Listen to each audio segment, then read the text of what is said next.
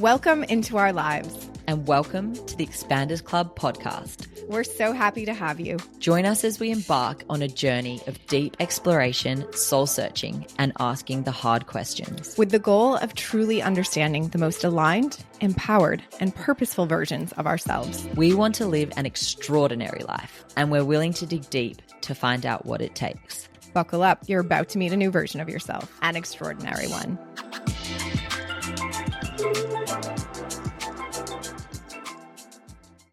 Dude, so I was in yoga this morning and people are doing, adults, full-blown adults are doing full-on splits.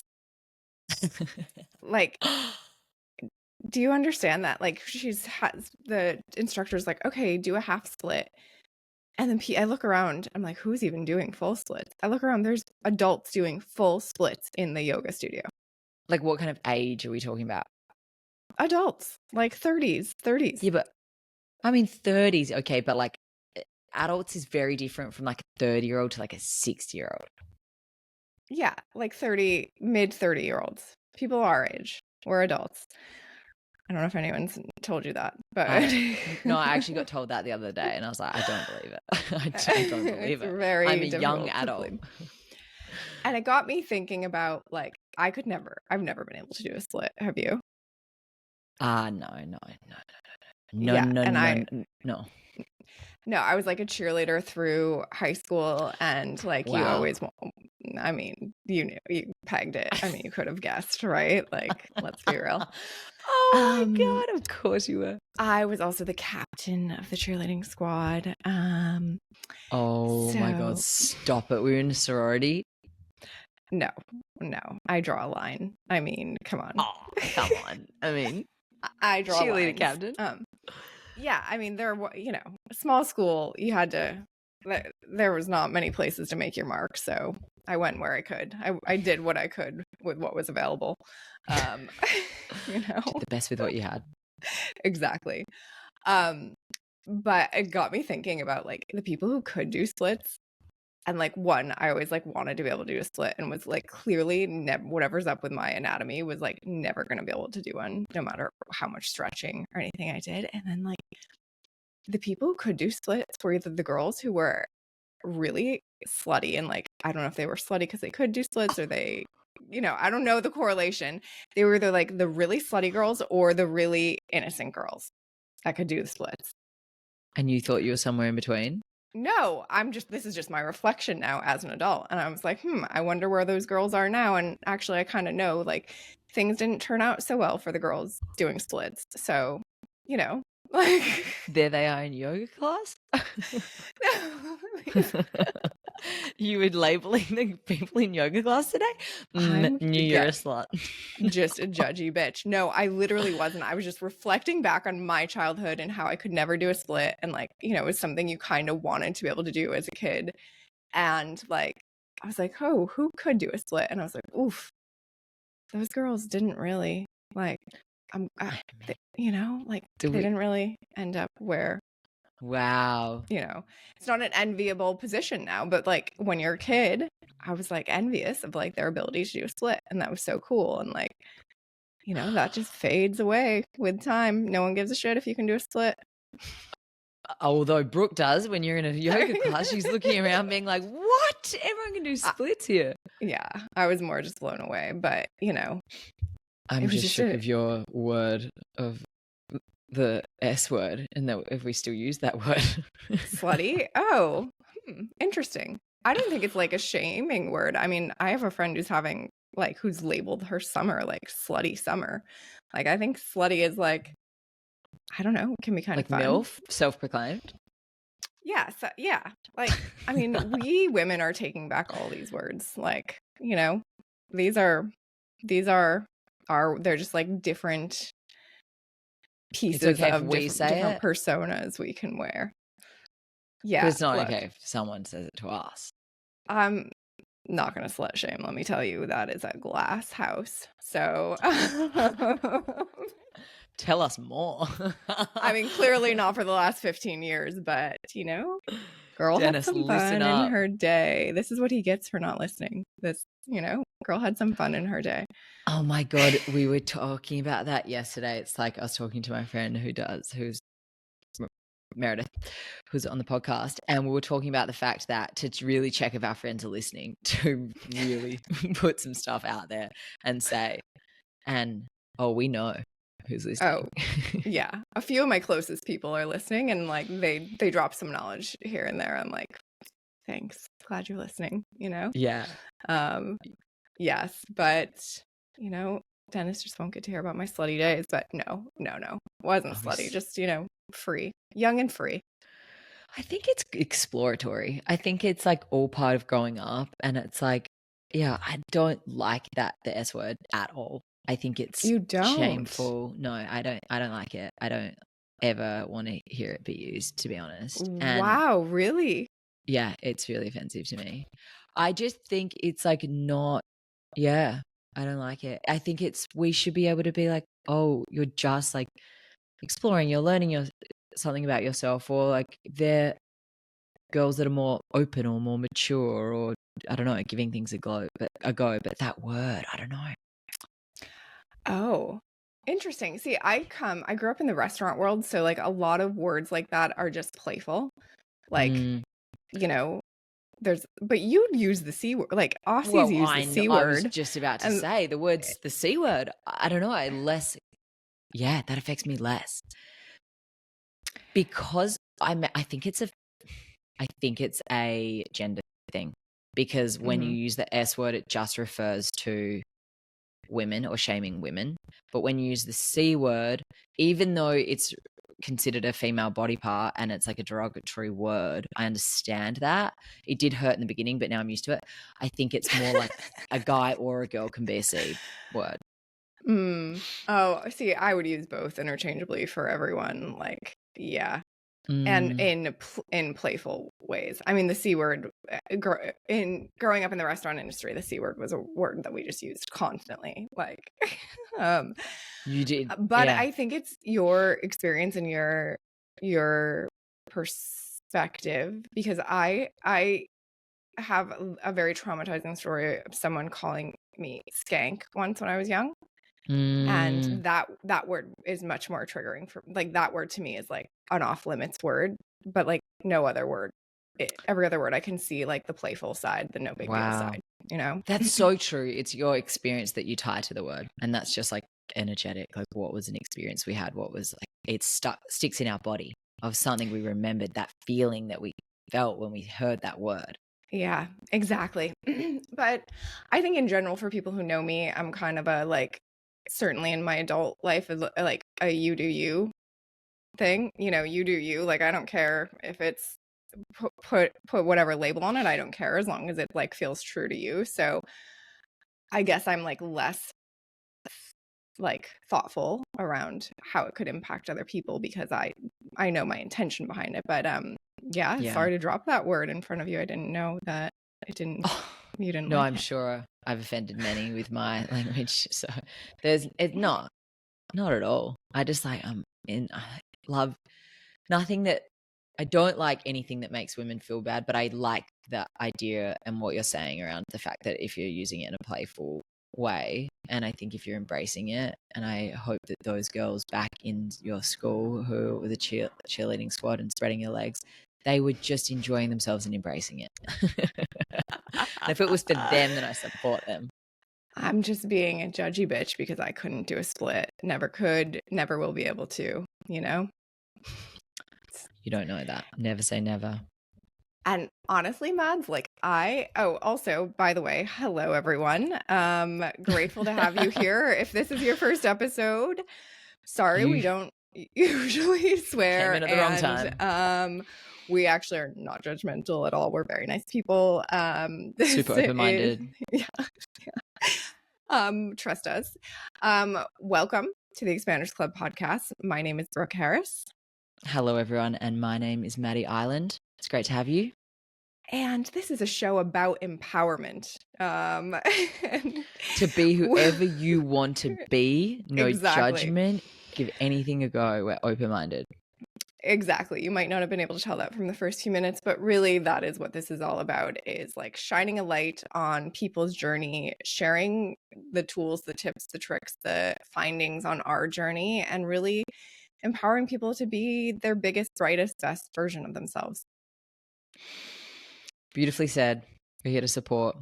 And so what have you got for us today, Brooke, in this episode? Well, I do have to tell you, now that I'm like sharing some of the skeletons in my closet, I caught myself. So we have Jackson Hall, who is an incredible, lovely human. He is an author, definitely a guide and a healer, like on the self-discovery journey. He has a book out called A Path to Self-Discovery. And we talk about essentially his path to self-discovery. Like many of us, he had a deep, dark night of the soul, fell to the depths of the darkness, whatever you want to call it, and pulled himself out. And through that, just learned a bunch of stuff, had a bunch of perspective shifts, had to figure out a new way of operating in the world. He's a Southern boy, so you know, a lot of like light and love like didn't fully resonate with the groups and the world he had been living in before. So it's a really fun and interesting story with like a ton of nuggets of wisdom, and I think really relatable, except for Mads. I found myself, and even re-listening, I can remember the feeling in the moment, like in the beginning when he's talking about his early life, I found myself like being a judgy bitch. Labeling myself in a fun way. But I had this moment of like, because he talks about how he has a very privileged like childhood. I think he uses the word lavish and like no worries, no traumas. And I had a moment of like, I guess it's judgment, jealousy, like whatever you want to label it of, but like, well, what right do you have to like be talking about a, emergence from a journey when you haven't had the same traumas that some of us have had? Oh, so Brooke, you're almost feeling like higher than the having had a very like hard childhood. It's like you have to have those experiences to you see that having those for someone who's had those experiences is further able to further progress. I think it's less of that, and actually the core feeling is more of like probably the same thing I had with those poor girls able to do splits. It's like jealousy. It's like, F you for having an amazing childhood. That's all I've ever wanted. I won't get it because you can't go back in time, and I didn't have that. And I started facing serious trauma at the age of 3.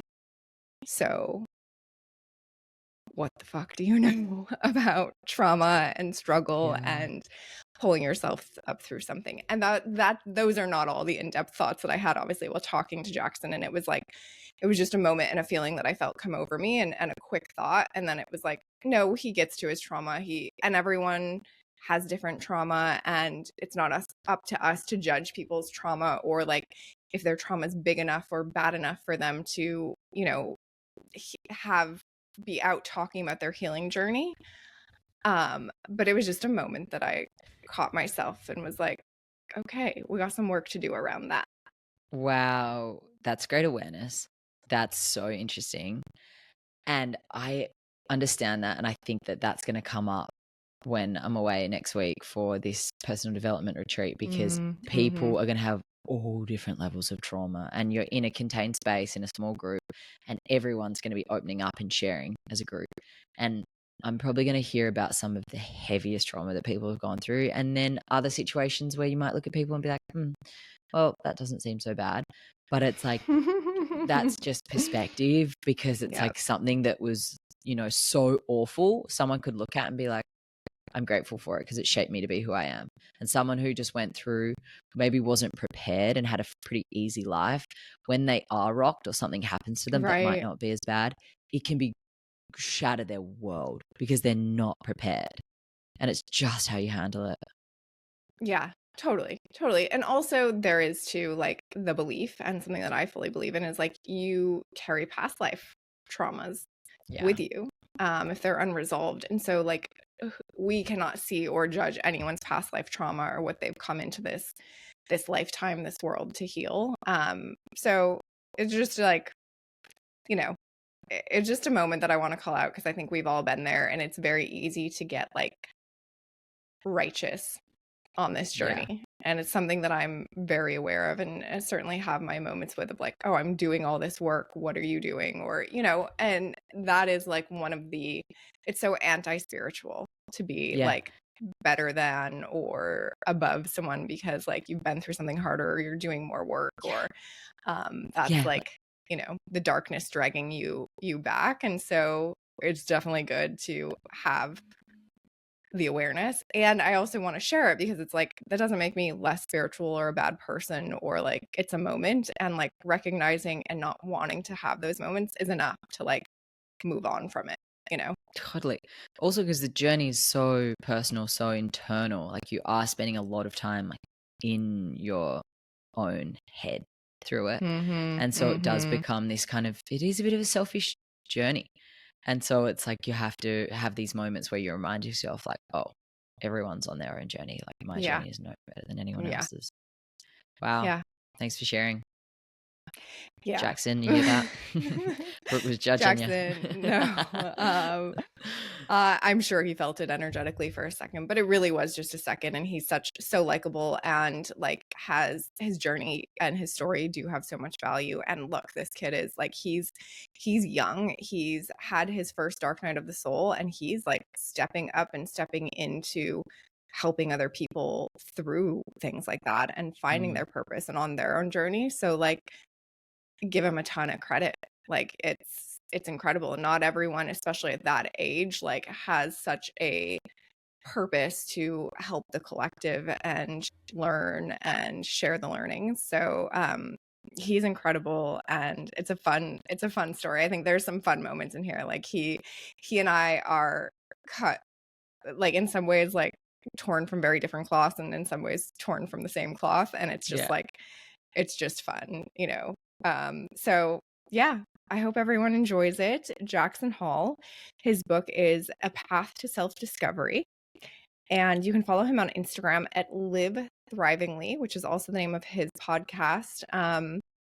This is a fun one. It's really relatable for anyone who especially is on the journey, or not far out of it. I think there's a lot of good info that you guys are going to get excited about and find very valuable. Good one. Loved this one. Enjoy, guys. Yeah, thanks. Jackson Hall, welcome to the Expanders Club podcast. Hey, Brooke. Thank you so much for having me here today. Yeah, excited to have you. And I have to say, your name, Jackson Hall, has such a big vibration to it. Like, I feel like with a name like that, you were meant for great things. Oh, well, thank you so much for saying that. Yeah, and I think you're up to some pretty great things. So I want to get into that, but I want to start with your journey. You have a book, and maybe you could share the title of the book to start so people kind of understand where you've come from and where you're going. But you've been on quite a personal journey, and I believe that inspired your book and is inspiring the work that you're doing now. Yes. My book, brand new book that's out on Amazon, A Path to Self-Discovery, has been my reflections and integrations and ideas as I've navigated this past really 3 to 4 years of deep inner discovery. Something that it is a journey that I really never thought that I would go on, coming out of a very lavish kind of easy lifestyle growing up. I mean, we all have things in our childhoods, certain people more than others, but really pretty scathe free into college life, and had a great family, a support network. I was able to go to college, and in that time I was in a fraternity and enjoyed the all the fun of college life and probably a little too much. Understood.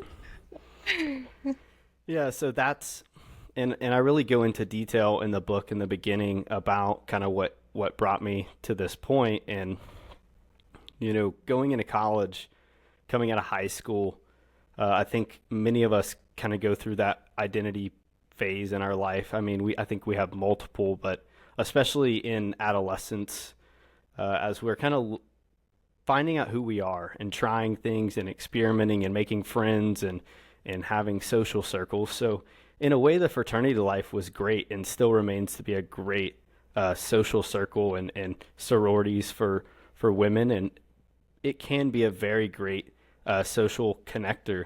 But along with that is some of the fun of party culture, but also some of the toxicity that comes with a life fueled by alcohol and drugs and more dopamine hits. So those kind of things.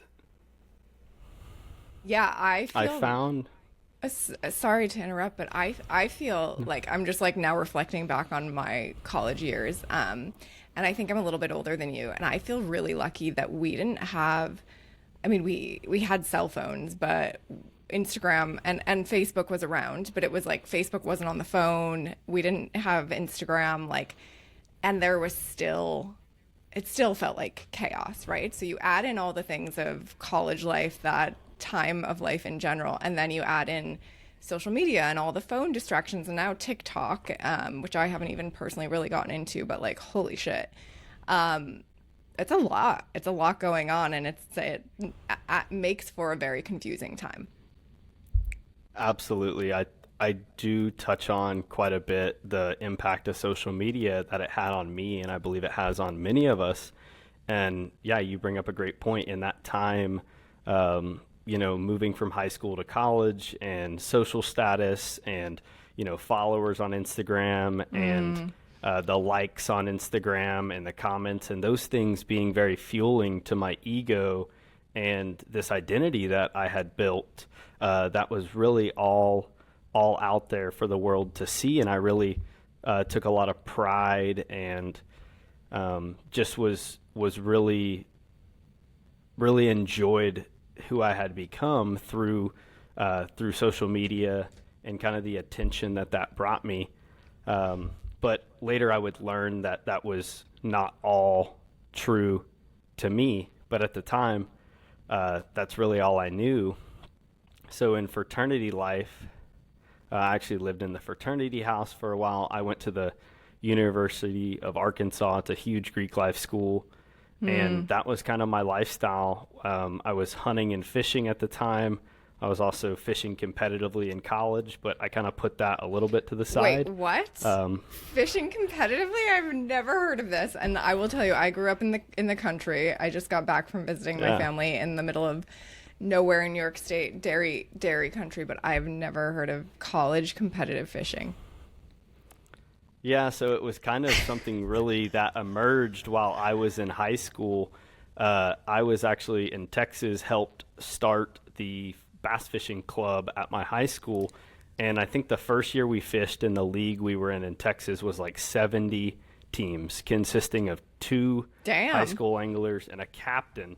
Okay, by the time I graduated, just in our association, there was over 3,500 teams. Dude, that is insane. And also, I love how this is an early sign of leadership from you, creating a competitive fishing community. Love it, and love the evolution too, which we're going to get into. So you're in college, you're kind of facing. One, I appreciate that you saying and recognizing that you didn't have a lot of turmoil in childhood, like many of us have. And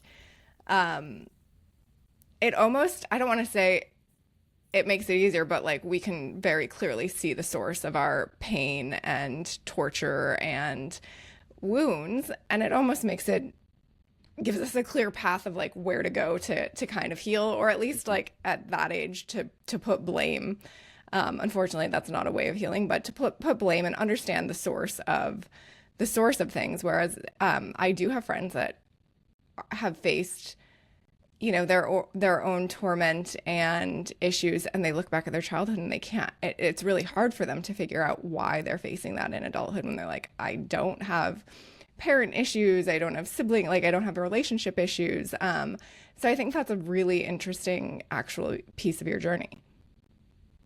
Yeah, and I love to say that, you know, we all walk a unique path, and you know, we all have something. We all have things, whether that be, you know, whether you believe those things potentially come from past lives, whether it's karmic, etc. Like, you know, and everyone has their heart, and everyone has what is, you know, unique to them and what was most challenging for them in learning to be a human in the environments we grew up in. And there's no better than in that, I like to say. And, you know, for me, there was a lot of escaping that I've, you know, come to really reflect on.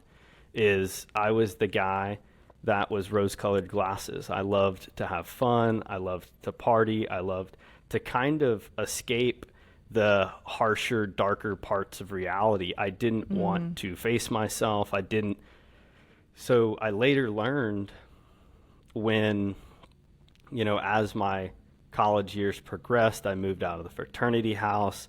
My junior and senior year, I lived with a couple fraternity brothers off campus at an awesome house. And in that time, things were still pretty good. You know, school was going great. I was studying small business administration.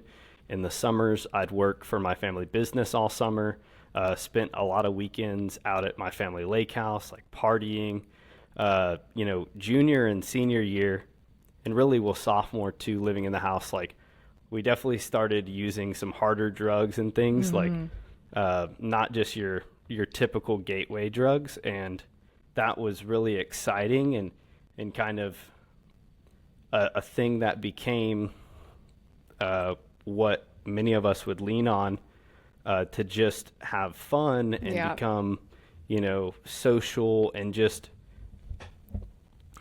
all those things associated with party culture. It was like, I liked the experience of, you know, heightened experience. And I think humans seek that. That's just the only ways I really knew how. Yeah. And as I moved from my junior year into my senior year, it was around the spring of 2020, right before COVID-19, like literally right before, me and my fraternity brothers had been experimenting with the hallucinogen LSD at the time. And wild. Where does someone even get LSD these days? Like, I've never seen it out on the streets. Not that I'm like on the streets, but like it's not something I've ever encountered in my exploration. I had a friend from high school that I didn't even really know that well that came up and stayed at our house because he didn't have anywhere to stay, and he brought a friend. And anytime a friend that you don't really know that well brings a friend, it can be an interesting time. And turns out this guy brought like a goodie bag of stuff, and like all my buddies were really into psychedelics more than I was at the time. And they were like, oh man, this guy has like some really good LSD. So they bought like a ton of it from this guy, and he was from Louisiana. And, you know, I had tried it a couple times in smaller doses, and it was a really eye-opening experience. The first 2 times I had really beautiful experiences. And it began to start to change the way that I think that I related to myself, to the world. It truly, I feel like, made me approach school in a better way. Like I would kind of journal during this. A lot of my friends would just be drinking beer and smoking weed, and I would be like sitting there with pieces of paper, like drawing things and like journaling stuff. And I was like, wow, like this is something that is allowing me to dive into my self-exploration. But I really didn't know what I was getting into at that time. It was really exciting and fun, but I didn't get the gravity of it. And I also didn't really understand the integration of psychedelic work at the time. Yes. So that happens.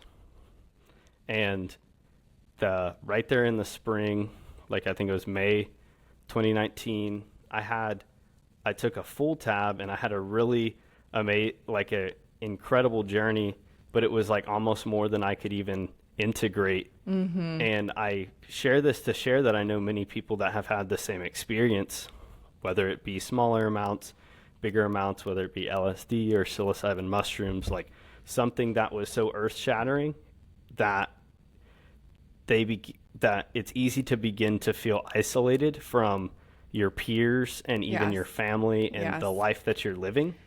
And you can feel really alone, and really like the people around you might start thinking you're crazy because you start thinking in a different way and acting in a different way. So I had a lot of friends that were like, man, I don't know what's going on with you. Well, let's pause on that for a second, because I think that's a fear a lot of people have in general on the journey of like self exploration and elevation and the path to consciousness. I know I see myself at times where I have breakthroughs, not using psychedelics, just with meditation or kundalini or whatever I'm doing, or just silence. And I feel this fear creeping in of like, I can't relate to the world in the same way now. What if this continues in bigger ways? Like, how are people going to look at me? How are my relationships going to change? Like, how am I going to be able to communicate my perspective to those around me who are not having this experience? So I think like psychedelics or not, it's an incredibly relatable part of this journey. I don't have the answer yet. I'm like going through it, and as I evolve, just trying to like share and clearly communicate with the people around me of like what I'm seeing, what I'm feeling, what I'm doing. But there's certainly a little fear in the back of the head that is like, man, if I continue at this pace and certain people around me don't, how will that change our relationship?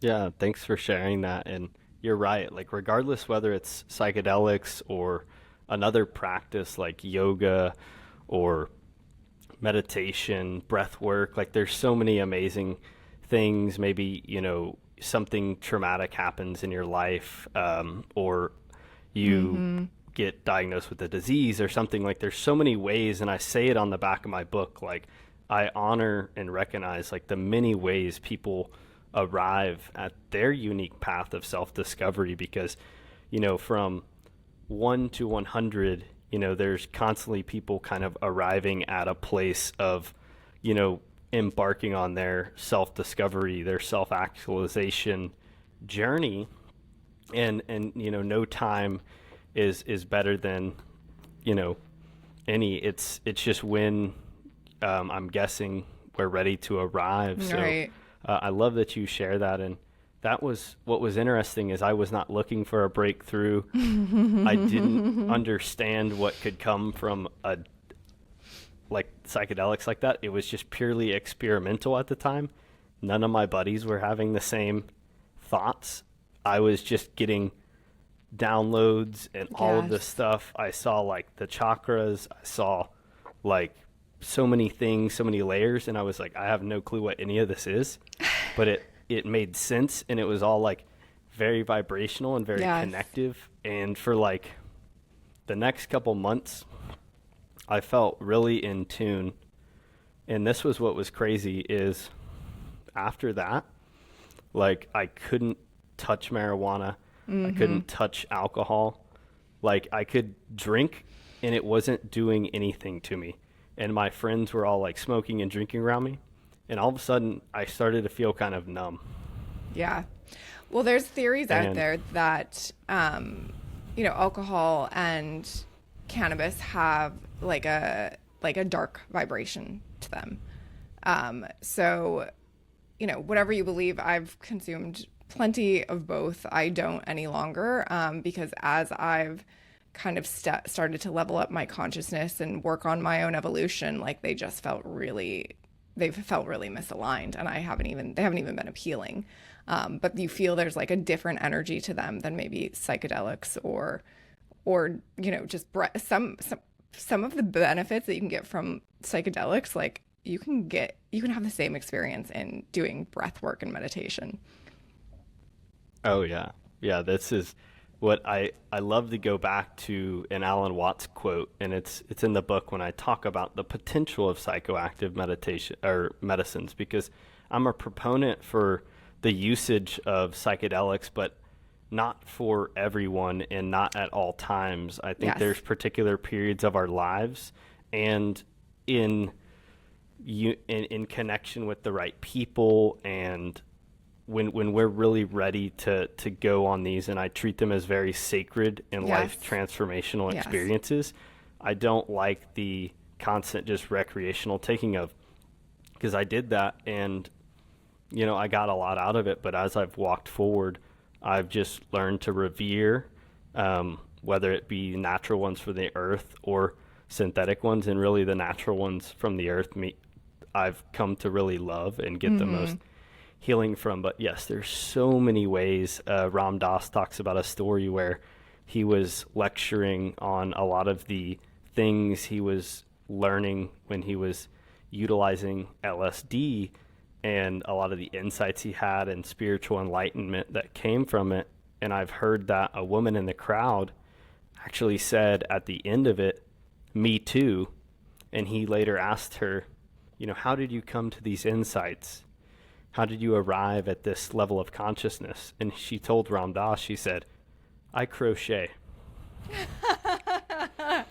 I love that. I love that. Well, I think in my experience anyway, and I think you've had more experience with them than I have, but I have seen them be a kind of a door opener of like showing you what's possible and helping you understand there's like a bigger, wider perspective out there. And then you have to do the work yourself to seek, embody, activate all of that. Like, it's not like you do mushrooms 10 times and you've evolved. Like they are a great door opener. They are great. They help us see a story. They help us understand like the possibilities, but there's no way around on this journey. There's no way around yourself uniting with your soul, your mind, your heart, and doing the work. Very well said. Very well said. So yeah, I had that really incredible journey, and then literally like the next day I got an email from school, and it was like, we are now moving to all online classes because of COVID-19. And then like everyone threw a big party that day. And then like we like all went to a pool, and there was like 700 people at this pool, all for my grade, and we called the party Corona with a Lime. Oh my God. And then you were like, okay, maybe we shouldn't have done that in hindsight. Yeah, an interesting time for sure. But we were like, we don't really know what like COVID's going to do, and like this will probably be over in a little bit. But a lot of my friends chose to stay up at school. I was like, hey, I want to go stay out at my family lake house in West Texas.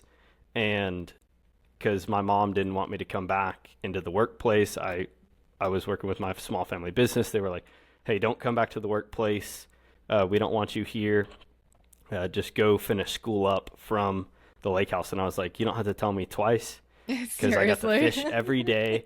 I got to literally fish every day and do like a couple classes, and just there was so many people out at the lake, and like masks weren't a thing, and it was like was just West Texas, small town. It was really an amazing time, and I know there was a lot of people really suffering in that time, and I actually, in fact, later the next year lost my grandfather due to COVID-19.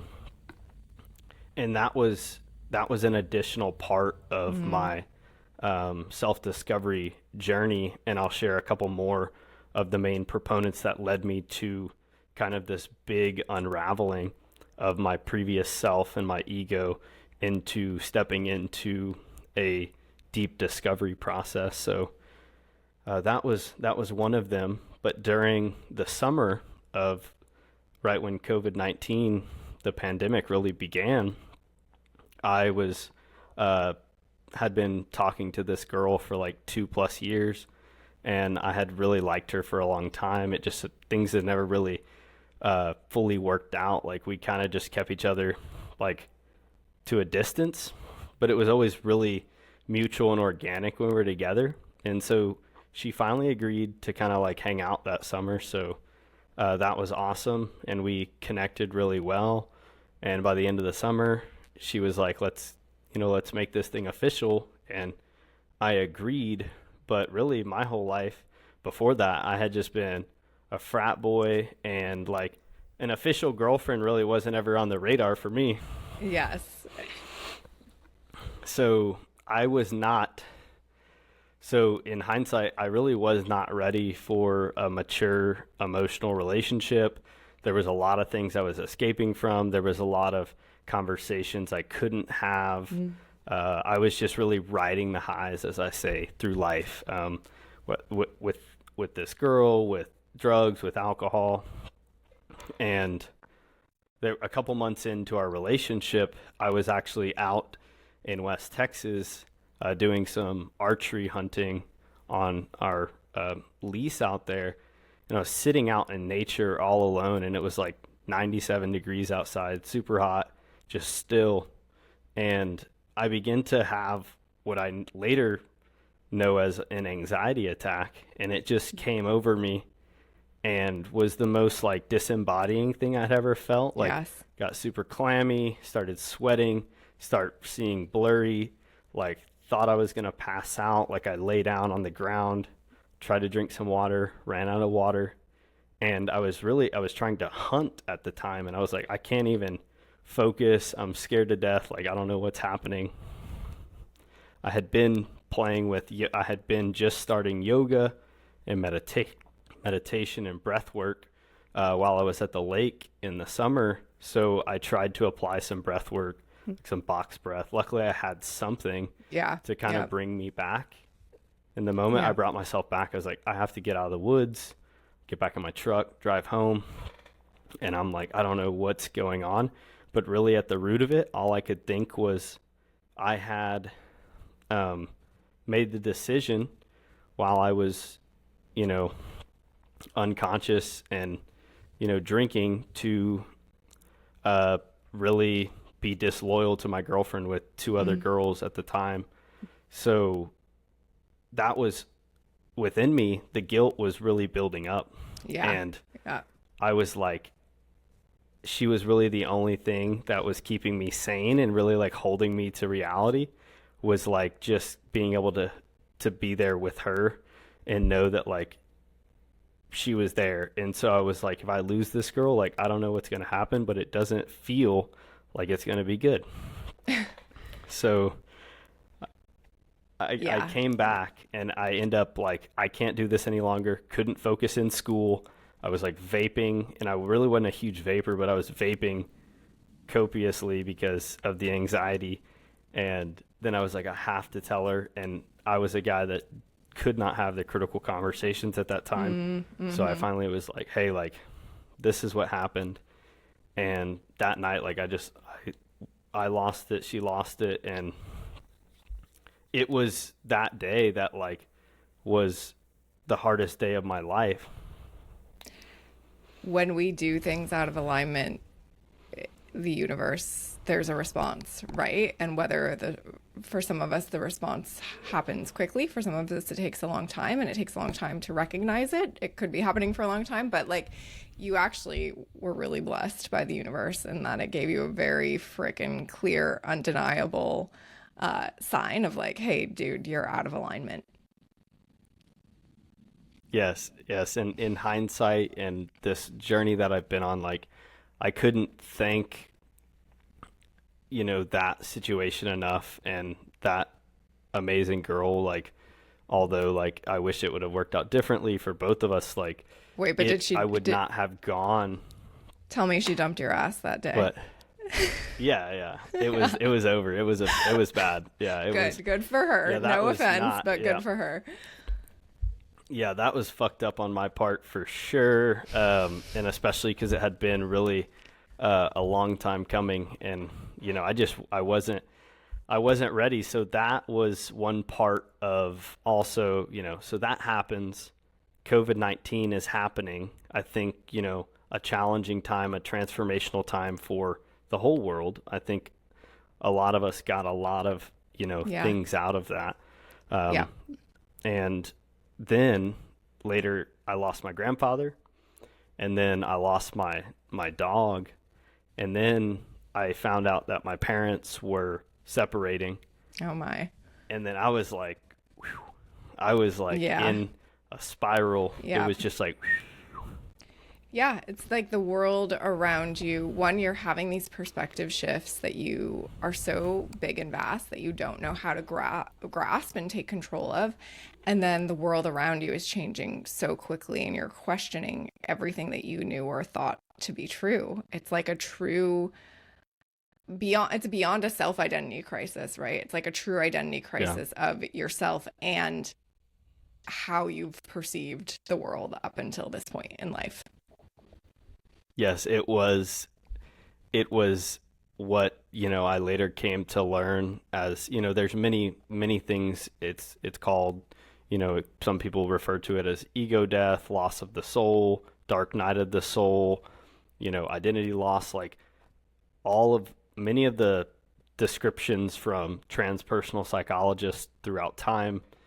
This is what I really found. And luckily we have the resources out there in the world today to paint a picture faster for people. I think in the past there hasn't been that. So I'm very lucky to have, had this happen to me at that time where I found those resources rather quickly. Still didn't feel like it was quick enough, but really at the root of that, when I just hit rock bottom, I was like, I don't know who I am anymore. Like, what am I even doing with my life? Like, what's my purpose? I'm trying to finish school, and like everything, the world feels like it's against me, but there's something deep down I feel like that is working for me, and that's like challenging me to grow and to come to terms with these things and move beyond the person that I believed I was, and that I had created this ego,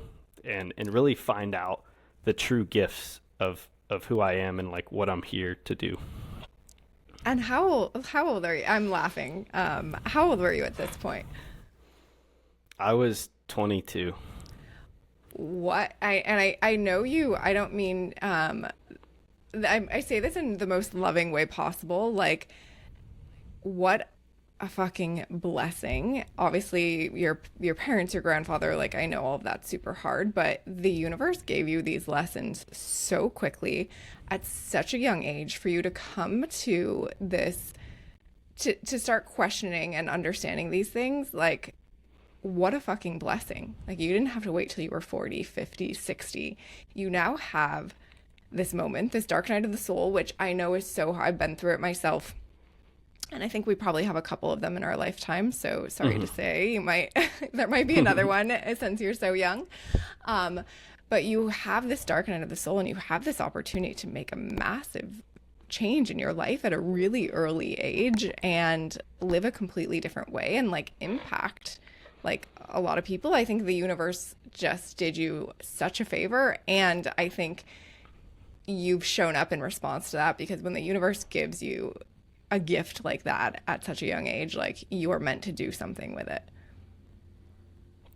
Yes, I feel that wholeheartedly, and I do have immense gratitude, even though it's such a challenge, like these things that really break us, make us. And I was just at that pure desperation point, and as the great Sufi mystic Muji says, when we're curious, we learn.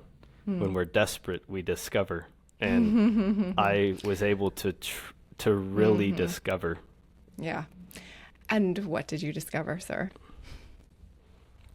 Oh, many things. And I will continue to be on a lifetime of discovery. But yes, really what really prompted the journey that I'm on now from that desperation point was I didn't want to go the route of pharmaceutical medications to kind of numb things and escape things, and nothing against those. I think they're very applicable and needed for many people. And I didn't want to go that route. And I figured there's something more here.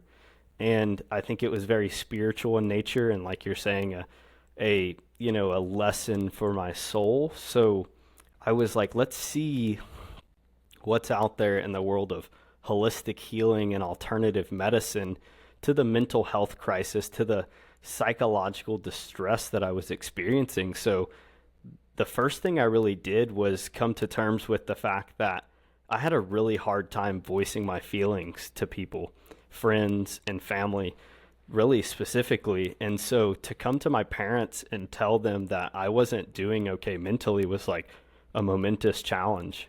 Yeah. And I think it is for many people. And the mental health being so taboo, I think we've come a long way in the world we're living in right now, and we have a long way to go.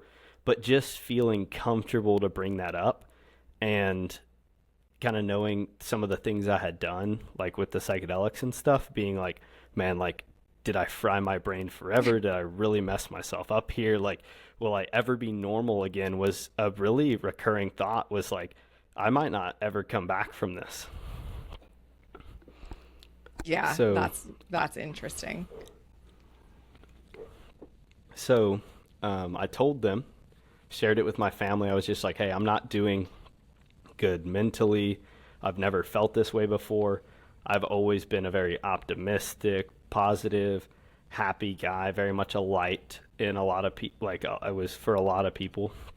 And they were like, oh man, like if Jackson's not doing good now, like he's isn't good. Like, I don't know what's up. And a lot of my friends were like, they were just like, dude, just like be positive, man. Like Yeah. It can't be. Well, that's the danger. That's the danger of speaking up too. And like you're then inviting in advice from people who might not be on the same journey as you. And you're like, okay, what you then have to like, sort through the advice because it's hard to know what to trust. And I think that's kind of what you and I have both like cultivated along this journey of discovery and seeking and searching is like the muscle of self-trust. Absolutely. And at first, at that moment, when I really started sharing these feelings, and I think it's challenging for both men and women, but I think men to men, especially young boys, like before we really are becoming men, like we're in the process, like I was not really, no one could hear me. I felt like I was, what I was really saying was falling to deaf ears, and I could not, I was like, I want someone that understands like where I'm at and can like help me sort through this. And luckily I found some resources at the time that really gave me a lot of like comfort in understanding that like what I was going through was natural.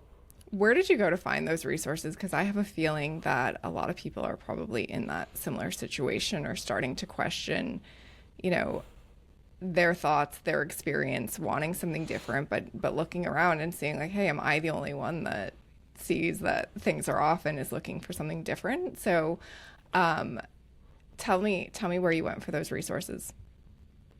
Yeah, I mean, there's too many to count, but I would tell you some of the better resource spaces I came across and some of the better people I came across right off the bat that felt really comfortable to me. I always would give the advice to you to find the people that you feel like you resonate with, because not everyone is for everybody.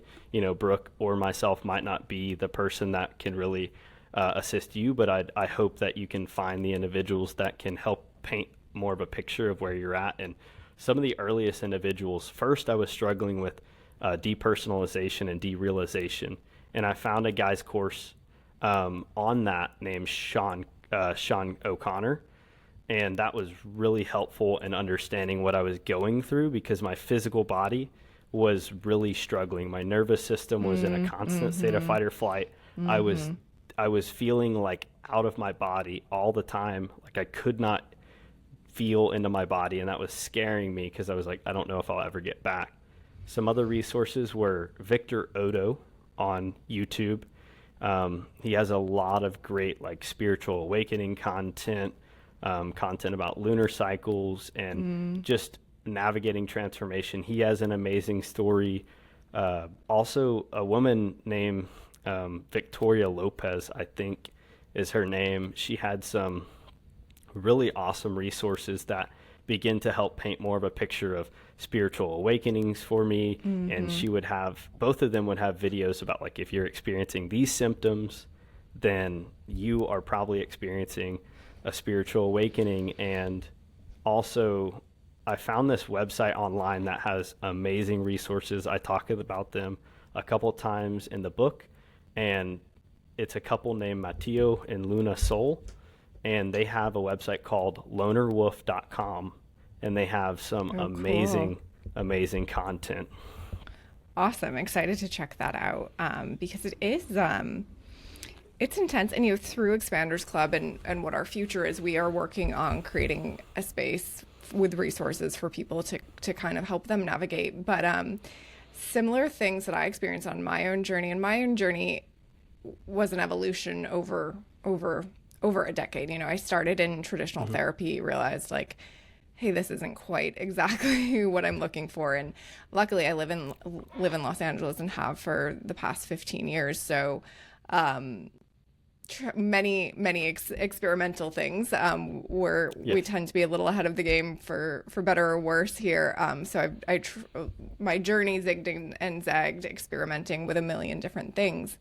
And all of it leading to cultivating that relationship and understanding with my soul, kind of walking through the world hand in hand with my soul, not separate from it, and really cultivating trust in myself and trust in the universe, a higher power, whatever you want to call it. But that is and that journey like continues. Like, just because I can acknowledge those things doesn't mean I've perfected it or I'm there. But damn, it took me, like I said, like 15 years, maybe even more, and like probably $100,000 worth of, spending money on different therapies and different tools to get here.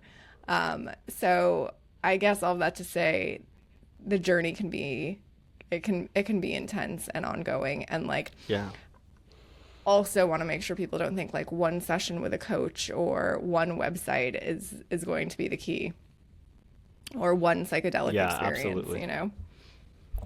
The landscape of psychological development and soul evolution is confusing, and luckily we are in a time where there's a lot of information. It's a double-edged sword because it can become a lot. You can get overloaded by information. You can also be very led astray by a lot of the information, and that's where we have mentioned multiple times, really building that trust and strengthening our intuition for tuning into what might be the right practice for us, what might be the right lessons, what might be the right kind of path and trajectory to take, and that might not serve us forever, or it might serve us for a small period of time, but slowly we begin to put more pieces together. And one of my great teachers, Sam Bianchini, talks a lot about the process of remembering that we were born whole, that we're born as this divine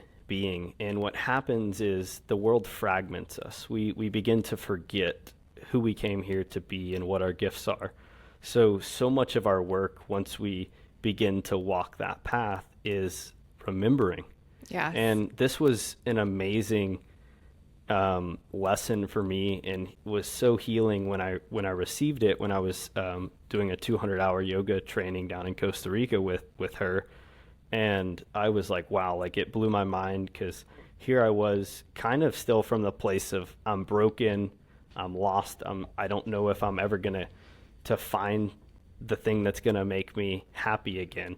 And here she is saying, no, you're perfectly fine, and and divine and beautiful Yes. in the state you are. Just remember this. And this really probably is one of the most influential teachings I've received over the past 4 years. And I constantly come back to is like, because in that too, the world of self-help and development and spirituality, a lot of marketing tactics and things can very much make us feel like we are not enough until we have that product, till we drink that medicine, or till we work with that person.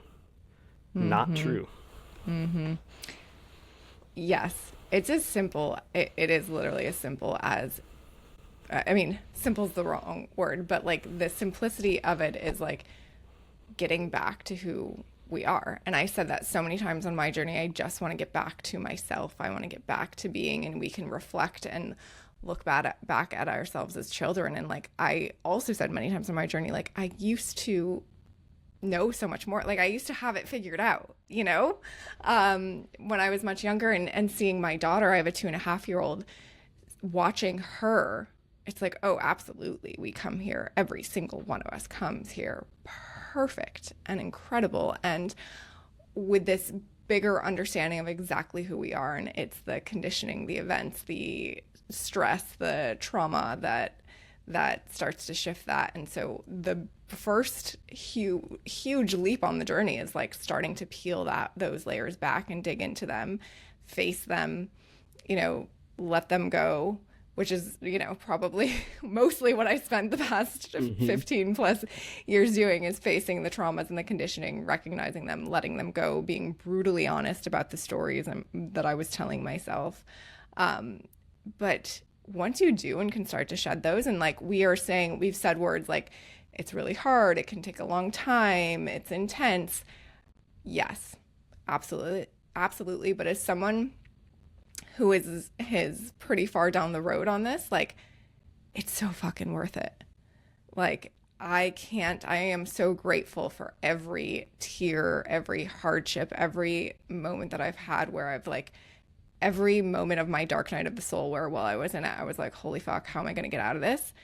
Every second of that, now on the other side, I am so grateful for, and can't even imagine not going through that, not facing those things. And like, it's almost like when I have hard moments now, I'm like, ooh, this is juicy. This is a learning experience. This is getting through. This is going to take me to that next level. And so the hard moments become not necessarily exciting, but it's like, okay, I know there's a breakthrough on the other side of this.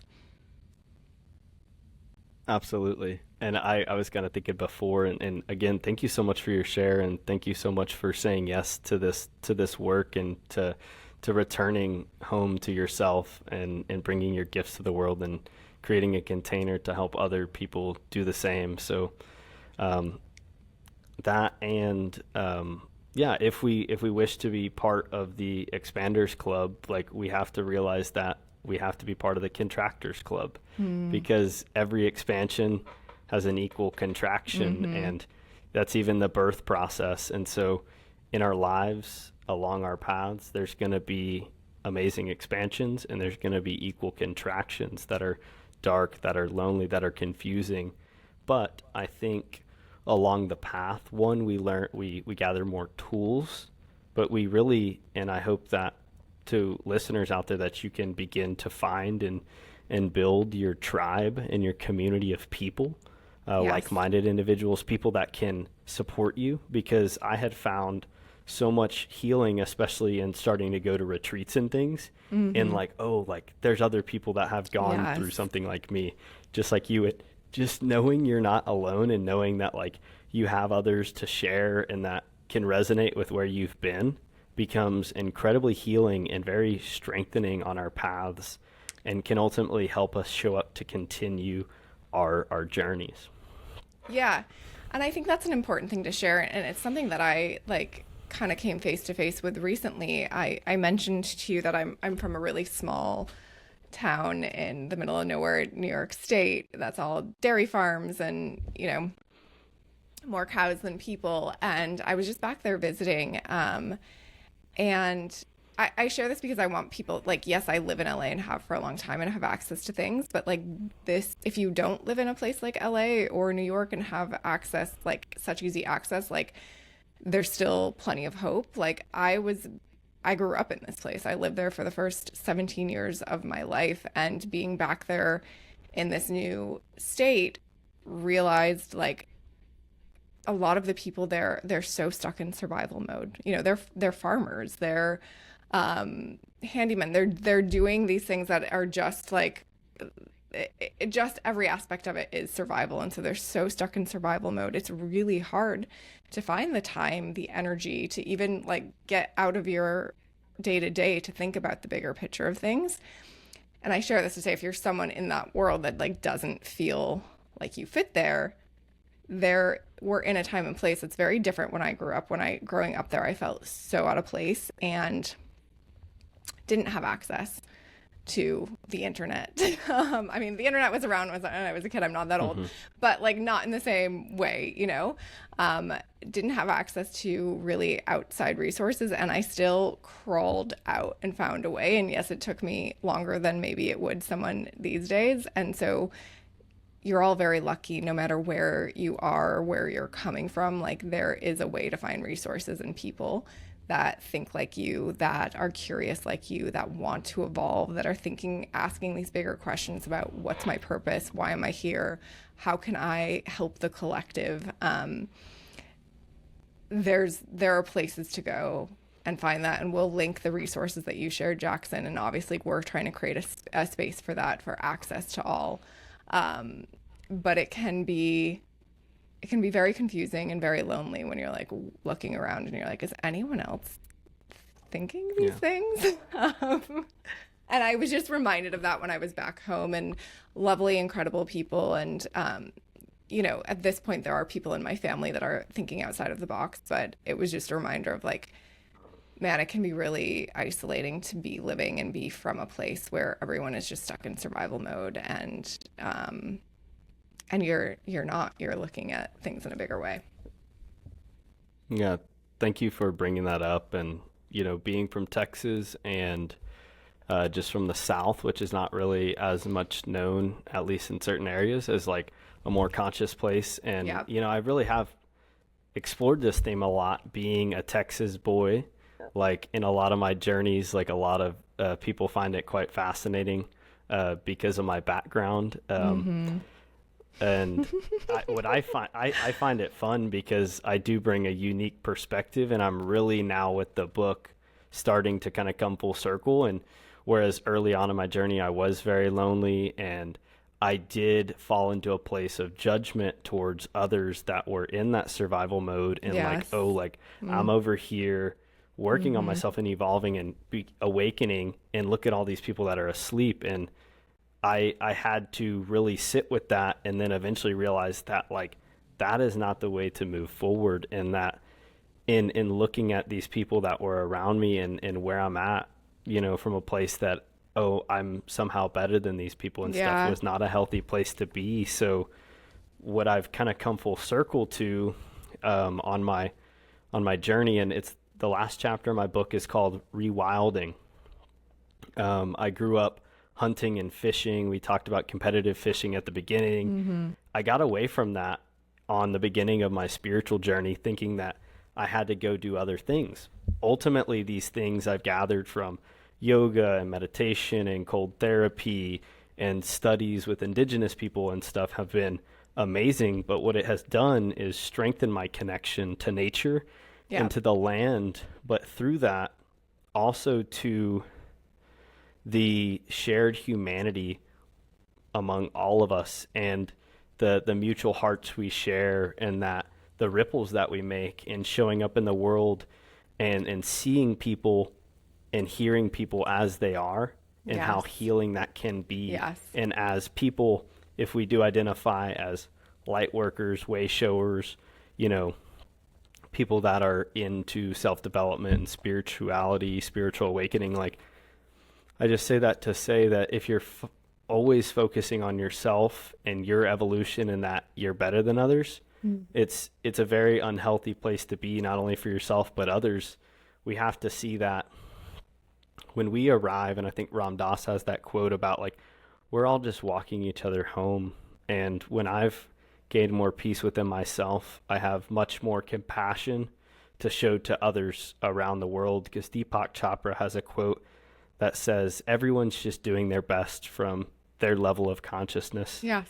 And our levels are no better or worse, but when we can see people and love them and hear them and hug them, I've really come to love like a lot of the comical, like kind of fragility of our species, like that I see on my travels. Like these people, you know, they're probably not really into what we're into, but the conversations I have with them, the smiles I see on their face, like some of that sometimes is so grounding for me, because I'm always focused on my internal work. Yes. I'm like, man, this is a really healthy conversation for me to have, because this guy is like so into like how he grills a hot dog, and like he knows way more about grilling a hot dog than anyone I've met. And like in a way, like that is totally like so cool, dude. Totally. And I think too, like the ability to have those moments of appreciation and not be in judgment or trying to change someone, the energy exchange that has and like reflects back to that person is a way of helping to uplift them, helping them to maybe like feel a different energy, feel a different consciousness, versus like judging them or nagging them or telling them how they should be thinking or what they should be doing. Those things just don't work and never will. It's more of like, let me reflect, you know, let me work on myself, be the highest version of myself, be present with you, and like let that reflection have some kind of inspiration on you. Absolutely. And to the rewilding piece, I've met a lot of people out in West Texas and in other wild places that, you know, farmers, ranchers, and I've realized like there is a depth of spirituality within these people. It's oftentimes unexpressed, but a lot of times it's very deep and it's very connected with the land. And I think we see a lot of the profundity in this with the millennial homesteading movement, going back to ancient ways. Like there's wisdom in the, you know, the pickling that your great grandma did. And the fact that we're coming back to that, I'm like, we're really on a trail of something beautiful here, because we thought it was all about processed foods and industrialization and all this. And it's like, now we're getting back to, you know, grandma on the rocking chair that was growing her own food and pickling. Like that is wise AF. Yes, I'm a future millennial homesteader. Hopefully near future. That's the next stage for me. But yes, I love that. How, you know, if someone is feeling that they're on this journey of evolving, what are your recommendations for? I like how you call it rewilding, but like integrating that into their current relationships, current lifestyle. The rewilding aspect. Yeah, and I know I hit on it in a little bit of a different way than I generally would right there, but yeah, the rehumaning and really integrating into the full human experience, I think through our dark nights of the soul and through our hero's journey, it takes us, we have to kind of isolate ourselves from the world, and we make sacrifices and we remove ourselves. And as I've seen my return in a way that, you know, Joseph Campbell coined in his hero's journey, if you haven't looked into that, I highly suggest it. It's a really beautiful model of psychological development that you can explore. And quite frankly, it's the way that all myths around in books and movies and across the world have been created through this archetypal journey that Joseph Campbell has spent a lifetime studying to build. But I say that as I've come back to integrating much more into the everyday life and having one foot in the spiritual world and one foot in the modern world. In fact, many shamans that I've had a chance to meet and or friends of mine have met and taught and told me stories from, they talk about this being the most balanced way to live in the world we're in today, that it's hard to really fully go back to the ancient world disconnected from technology and the things of the modern world. Like we're really an integrated human on the path currently, whatever that path may look, is is being able to have one foot in that ancient world and the natural world and the wild world, reconnecting to those wild parts of yourself through, different ways and fueling that and feeding that, because that's a massive part of us. And in fact, I think causes a lot of distress psychologically for the modern human being, because we're meant to be a biological being. The other half is having that foot in this information age, in this technological age, in this continual evolution of what the modern world looks like. And I have a shirt by the company For Visions that says Ancient Future.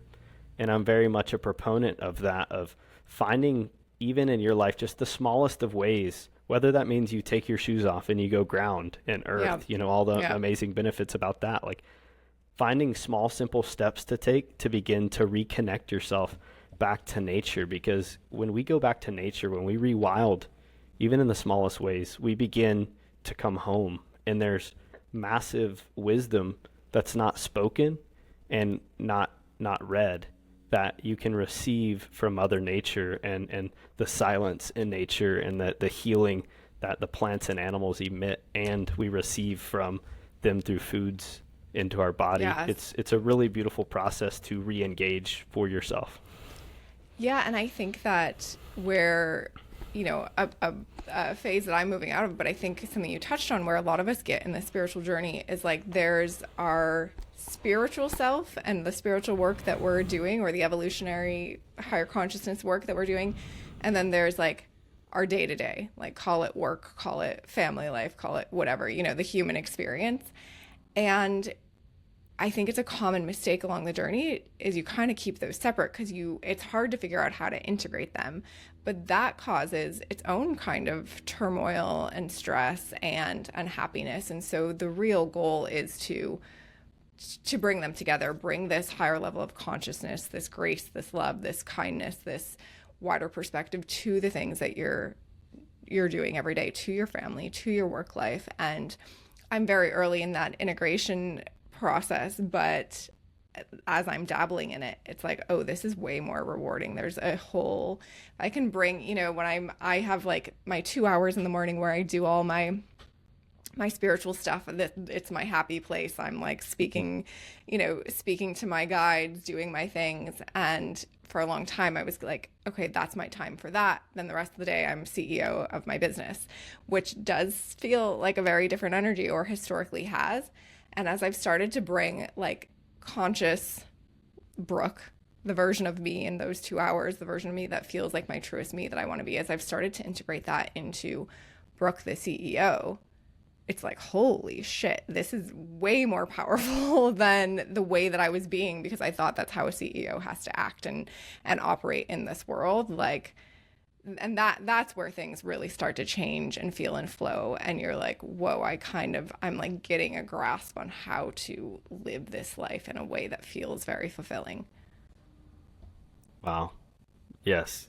Very well said. And super big proponent of, like you said, the integration work. And that's really where so much more can flow through. Like there's nothing wrong with either side, but in integration and integrating the spiritual and the physical aspects and the mind and body, and then really living this rather than just practicing. Mm-hmm. I have a chapter, Walk Your Yoga, and I talk about many people practice yoga. They go to the mat, but how do you take your practice off of the mat? How is that influencing the way that you treat your barista when you go to get coffee? How does that change how you talk to your colleagues, your family? And that is where generally the most challenging work is, integrating our spiritual insights into our everyday. And I know you kind of hit on it at the beginning of the podcast, but for me, going on this 3-year self-discovery journey, but still having completed my college degree in small business management and coming into my family business while all going through all this,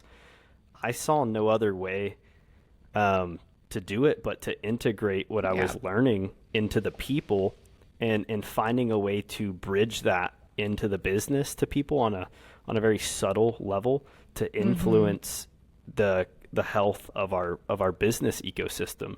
And I've seen the rewards in doing that. And I really look forward to continuing to see that for our business, but also working with individuals and other businesses and helping them find what that looks like for them. Yeah, I love that. Tell us about the book. Tell us about the moment you were like, I need to write a book. And then tell us what we can expect from it, because already the little hints you've given, I'm super excited to read it, and it feels like almost like a blueprint for walking the journey, the self-discovery, evolution journey. Yeah, I like that you say that. I feel like it is a great blueprint and very much an invitation for, taking that blueprint and adding what is uniquely yours. There's a quote by Bruce Lee I use throughout the book multiple times, and that's, discard what is useless and absorb, what you can utilize. And yes. I just butchered that. But in essence, I'm not saying, hey, this is the A to Z, what you should follow. This is like, I'm fully open to whatever your spiritual or religious background is, to whatever your practices that you've leaned in towards, and ultimately life as the experiment. So yeah, some more about the book. The moment that it really popped in my head, I can't, go back and find that exact moment, but I just remember talking with multiple people and throughout my journey, and they're like, oh, you should write a book someday. And I was like, I feel like I should. And then I started to tell people that I was working on writing a book, and they were like, "Oh, I can't wait for it." And then so, you're like, "Oh shit, I better do that." Me being me, I'm very much a visionary ideator. I'm an I on the DISC assessment. If you're familiar with that, I'm a 7 Enneagram. Like, I'm full of ideas, enthusiasm, and I started saying to people like, yeah, I'm going to write a book. And then, so I had always enjoyed the writing process in school, but there's a difference when you're in school getting a grade and then when you actually start to love writing. And so one of the early practices I picked up with therapy and just the different modalities I was utilizing was journaling. And I really fell in love with that process of sharing my journey in a story-like way, also articulating it to others in a storytelling way.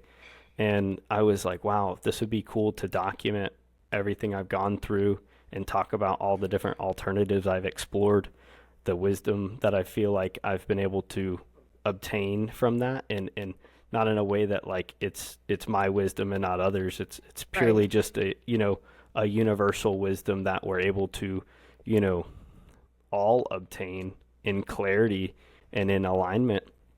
And so I just started the process of chipping away, and I like to say very much like ancient sculptors of the Greek statues. They would say, the statue's already in there. I just had to chip away the excess, and then the creative art was born. This book was already there. I just had to kind of put down the pieces of knowledge that I wanted to put in there, write out my story, and then it was really a chipping away of a lot of it because I had way more writing than I needed to try to find out, okay, what would resonate the most and what would also ultimately really create a very readable, very authentic book that people could read, and whether they read a chapter or the whole thing could take a nugget away and apply to their own lives. Yeah, what do you want people, like, what's your ideal scenario? If someone reads the book, they walk away with what? I would like individuals to walk away from reading all or some of my book with a recognition that their path of self-discovery is not linear, that it follows many directions, and ultimately they're the one to follow that direction, not listening to outside influence on which way they should go on their path. Taking away that ultimately, if we wish to actualize greater versions of ourselves and see our dreams come into reality, like this book was only once a dream and a seed I was planting out there, but to actually see it, I now recognize it's possible any creative endeavor that an individual has. I hope that this podcast, I hope that this book can serve as an inspiration to following your path, and to whether you want to stay where you are in life, or you have dreams and aspirations to write a book or start a podcast or open a retreat center or get a promotion at your job, whatever that may look like trust that that's possible for you, that you're worthy of receiving that, and take responsibility for your life and show up. Like, you can do all the manifestation techniques, you can say the prayers and all those things, but also taking action, showing up for yourself, embrace the discomfort of the contractions so that you may experience those expansions, and just know that, less is more, and take your time on the path. There's no rush here. There's no rush. And in fact, in stillness and in slowness, I've had more integration and more insights come through than the times that I was keeping up with the pace. And that, I think, is the antidote to the pace of our modern society, especially in the Western world. And that kind of is painted out there in social media and things. Yeah, totally agree. I'm in a slowing down period right now myself, which is not super comfortable. But I'm getting all of the signs that it is the right thing to do, and it feels so necessary, and it's starting to feel good. But touching on what you said, I think agreed with all of it. And I think for someone if someone's listening to this podcast, if someone's listening to your podcast, reading your book, starting to dabble and is curious about the self-discovery, expansion, consciousness journey, you're going to get there. All you have to do is what you said. All you have to do now is commit to showing up. If you're curious, you're and drawn to this, you're probably already there in another lifetime, in another realm. It's just a matter of time.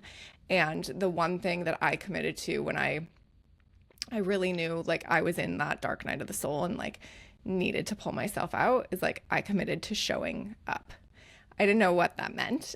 I didn't know what that looked like, and it's changed many times, and sometimes it changes from day to day. But if you have the curiosity, if you're here asking these questions, if you're here listening to these conversations, reading the books, it's just a matter of time. And the sooner you start showing up, the minute you start showing up and commit to showing up, things will shift and change, and you are on your way, baby. Yes. Embrace your path, love yourself wholly, and just know that everything will find you. A great mentor of mine shared with me, your purpose will not pass you. This is true for all of us. Our purpose will not pass us, and what is for you will find you. Have trust in this. Enjoy the path. And like Brooke said earlier in this podcast, there's really dark and confusing times, but you also kind of begin to look back and realize how alive you are in those times, and how alive we are when we do this work rather than numb and escape. This is choosing life. This is what I believe to be what I call my podcast and brand, Live Thrivingly. Yeah. And the good news, you have friends on this journey, and we're here to build community, to be friends. I know you are, Jackson, and make this fun. The journey, this is a lifelong journey. It's not we're gonna there's one day where we're gonna show up and be cool, done evolving, I did it, let's have a party. This is a lifelong journey. So the idea of enjoying the journey, yes, this is one that you absolutely need to enjoy, because you're going to be continually on it. So that's why we're here, to have fun with it. Jackson, you've shared so much wisdom, so much advice, but if you only had 10 seconds with someone and you wanted to share something that could impact or change their life, what would you say to them in 10 seconds? I would reflect back to this individual, how beautiful they are, how worthy they are, how they should they should sit with themselves and recognize the divine beauty, the divine wisdom that lies within them, that I'm not here to tell them anything they don't already know, and that everyone externally is only here to reveal what already lies within. So trust in that and sit in that, and give yourself a big hug and just feel in your body. And that is alignment, and that is coming home. Yeah. I love that. We are all worthy. We are all perfect. None of us are unique or special. You and I have just decided to show up on this journey and share it with others. And I so appreciate that. I'm so excited to see where you go. Thank you for, being open to so much wisdom at such a young age, and being open to sharing it as well. We're all excited to watch you. And where can people find the book? Where can they come hang with you? Tell us again the name of your podcast, all the things. Yes, you can find my book on Amazon. There's an ebook version, and it's actually through Kindle. And then there is a paperback version now. It's called A Path to Self-Discovery, Reflections on Navigating Existential Crisis, Finding Clarity, Balance, and Renewal. Would love for you to check out the book. Let me know your feedback, whether that be through Instagram. I'm on Instagram at Live Thrivingly. I'm not active all the time, but I assure you, if you message me, I'll get on there and I'll respond. I'd love to meet you. Also, my podcast, Live Thrivingly, I have 2 seasons. It slowed down a little bit more with the book launch, but I'm looking forward to launching season 3 soon. Would love for you to tune in if you resonate with what we've talked about here, and you look forward to hearing more conversations from people around the world about their journeys in life and what they've gathered from that. So that's the ways to find me. As always, I'd love for you to reach out. I love talking with people. I love face-to-face and interactions. So if you really feel resonant with anything I shared, do not hesitate to reach out. I'd love to see how I could assist you. Thank you so much, Jackson. Appreciate the wisdom and the stories that you shared today. Thank you so much for having me, Brooke.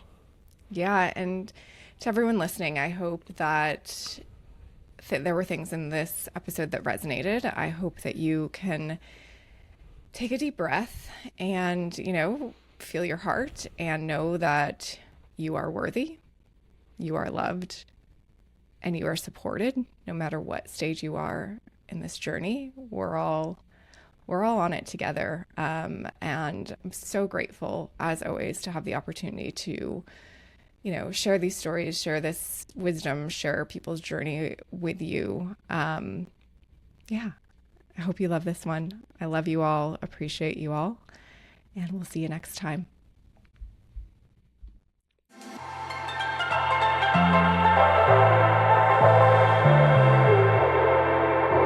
Thank you.